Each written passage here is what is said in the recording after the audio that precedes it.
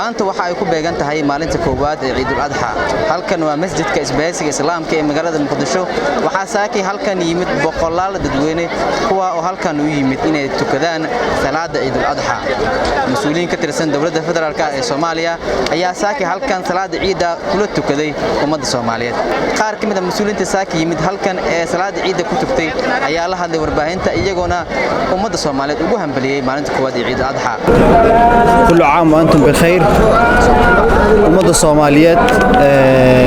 iyo ummadda muslimiinta meel kasta ay joogaan waxaan rabaa inaan iraahdo ciid wanaagsan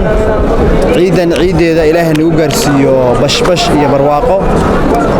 Ilaahay maanta wuxuu nagu nimceeyay si nabad iyo amni iyo nicmad ku jirto inaan ku ciidno oo salaadii wada tukanno shacbiga Soomaaliyeed dhammaan khaasatan masaajidka isbaahaysiga Islaamka ummadda Soomaaliyeed waxa laga rabaa inay iscafiyaan in qulubtooda isku furaan inay isgargaaraan oo mid walba kan kale aan awoodin inuu gacantiisa u furo in la iscafiyo waa maalin farxadeed waa maalin ciidul adha Ilaahay anaga aqbalo dhammaan bulshada Soomaaliyeed waxaan leeyahay hambalyo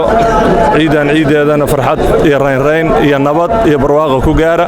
dhanka kale dadweynihii saaka yimid masjidka isbaahaysiga Islaamka ee magaalada Muqdisho si ay u ogaan salaada maalinta koowaad ee Ciidul Adha ayaa nooga warbixiyay dareenkooda ku aadan maalinta koowaad ee Ciidul Adha ma sha Allah ku dhawaad Tusma TV ciid wanaagsan dhammaan Soomaaliyeed meel walba joogaan waxaan leeyahay ciid mubaarak maanta waa ciidii igu labaad aan ku iidayo dalka Muqdisho ma sha Allah aad baan uga helay jawiga maanta Muqdisho aad aan uga helay ma sha Allah ciid wanaagsan waxaan ku suganahay masjidka isbaahaysiga ma sha Allah si wanaagsan oo ciidnay alxamdulillah ciidan kale Allah na gaarsiiyo aad oo faraxsana farxad lama soo koobi karo ciid ma sha Allah wallahi magacaygu Cabdicasiis Saaq Maxamed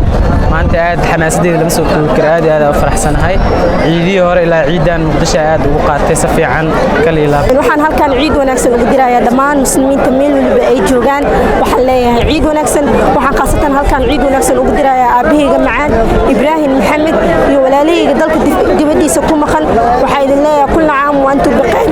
sidoo kale waxaan halkan asxaabtayda halkan aan ka soo koobi karin dhamaantood waxaan leeyahay ciid wanaagsan